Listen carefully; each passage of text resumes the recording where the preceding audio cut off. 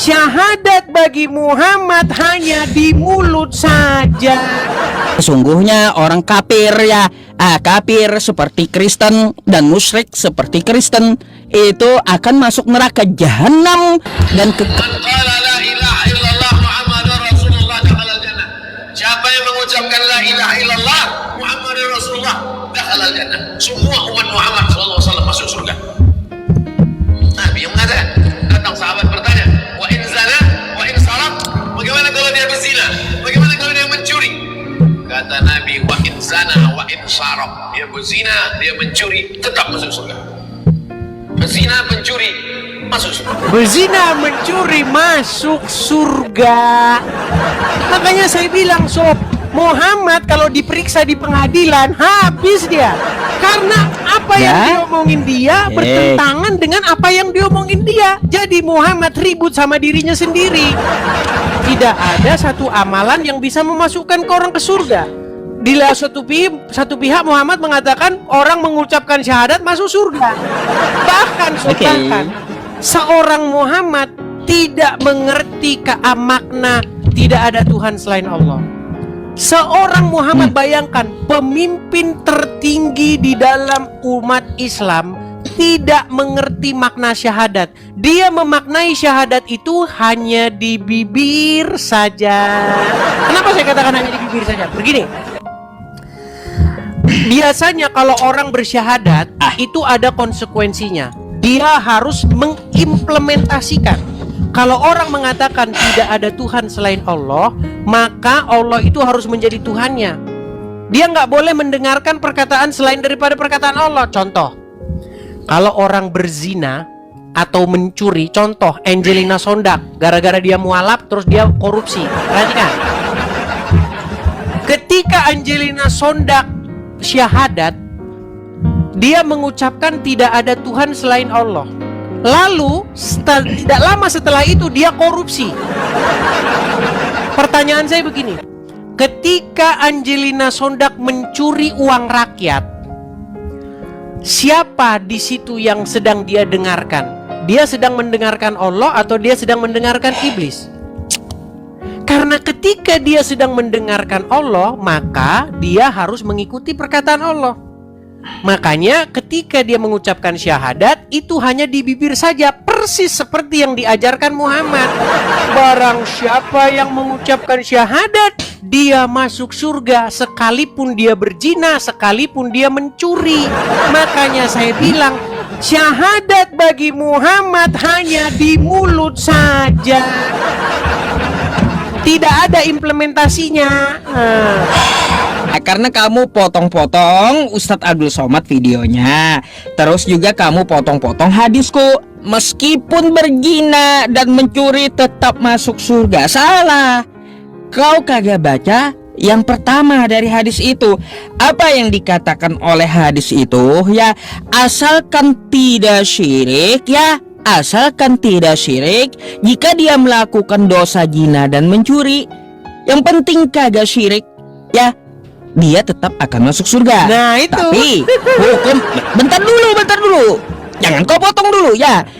Tapi dosa zina dan dosa mencuri itu tetap ada balasannya. Kau buka yang pertama hadisnya, asal tidak menyembah, asal kamu hanya menyembah Allah, tidak menyembah manusia, meskipun kamu berzina dan mencuri tetap masuk surga. Kayak gini. Maksudnya lebih bagus kamu mencuri barang orang lain daripada kamu nyembah manusia. Kalau nyembah manusia, kata hadis itu, ya, syirik itu tidak akan diampuni sesuai An-Nisa ayat 48. Innallaha la yaghfiru ayyushraka bihi wa yaghfiru ma duna dzalika liman yasha. Allah enggak akan ngampuni dosa penyembah manusia. Dakan gitu. Jadi hadis itu ya adalah perbandingan dosa. Lebih baik ya kamu mencuri milik orang lain daripada kau menyembah manusia. Penyembah manusia kagak akan keluar dari neraka, tapi mencuri milik orang lain ya itu akan dihukum Tapi bila hukumannya udah habis, akan dikeluarkan dari neraka. Jadi kau mau nyembah manusia, masuk neraka semuanya, kagak keluar lagi dari neraka, atau kau lebih baik mencuri? Mencuri keluar dari neraka, kau akan masuk surga. Kalau kau menyembah manusia, ya menyembah manusia, kau kagak akan keluar lagi dari neraka. Itu maksud hadisnya. Makanya jangan nyembah manusia, hadis. Gitu maksudnya. Jangan kau pelintir-pelintir Quraisy Shihab dan Ustadz Abdul Somad. Terus aku mau sampaikan kepada kamu, kata kamu Nabi Muhammad tidak dijamin masuk surga. Tidak ada seseorang itu, kata kamu ya, masuk surga itu karena amalnya.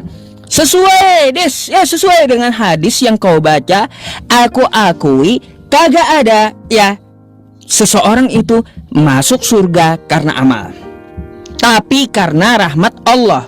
Sesuai hadis itu. Soalnya kayak gini, Dis ya. Ketika kamu mau masuk pintu mobil, kagak ada pakai duit. Kau banyak duit ya, kagak ada duit kau itu kau pakai, kau tempelkan ke pintu mobil. Duit tadi kau tempelkan ke pintu mobil, kagak akan kebuka itu pintu mobil. Jadi seperti itu juga. Kau banyak uang, kau beli mobil, lalu ya dialer kasih kamu kunci.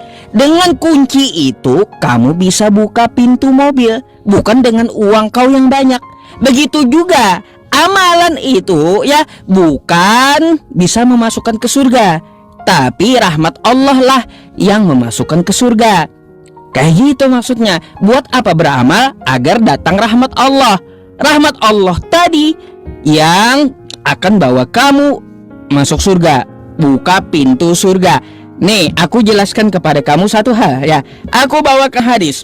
Nabi Muhammad tidak dijamin masuk surga, tapi Nabi Muhammad yang membuka pertama kali pintu surga. Nih, jadi Yesus kau naik ke langit itu ngapain? Gelantungan di langit atau minta-minta di teras surga?